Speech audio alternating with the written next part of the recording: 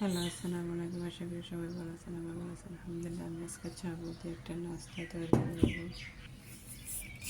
আমি 1/2 লিটার দুধ নিয়েছি, দুধটা আমি গরম দিব। এটা তেজপাতা 3টে এলাচ দিয়ে দিলাম। আমি গুঁড়া দুধটা দিয়ে দিব, দিয়ে মিশিয়ে নিব ভালোভাবে। চাউল বানানো হয়ে গেছে, এখন আমি দিয়ে দিব এগুলো চাবু দিয়ে বানাইছি, এগুলো দিয়ে দিব। কটা কিশমিশ দিয়ে দিব, একটা নারিকেল কোরান দিব, অল্প একটু চিনি দিয়ে দিব, লবণ দিয়ে দিব।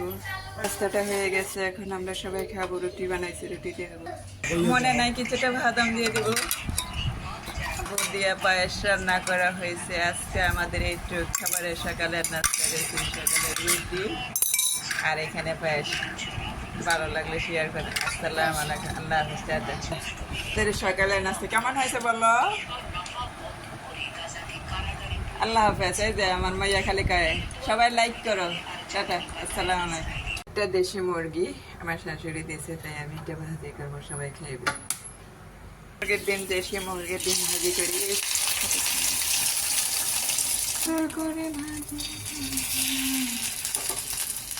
এটা ভালোভাবে পোস্ট করো না। চুল করলো তো বেগুন খাওয়ান লাগবো, খাবে না সবাই? আল্লাহ হাফেজ, টাটা। আমার কপালে সুখ লাগবার সময় বিধির কলমে কালি ছিল না, কালি গেল শুকাইয়া। বিধির কলমে কালি ছিল না, কালি শুকাই গেছিল। মানুষের এককালে সুখ হয়, এককালে দুঃখ হয়। আর আমার মার পেটে তো পড়ে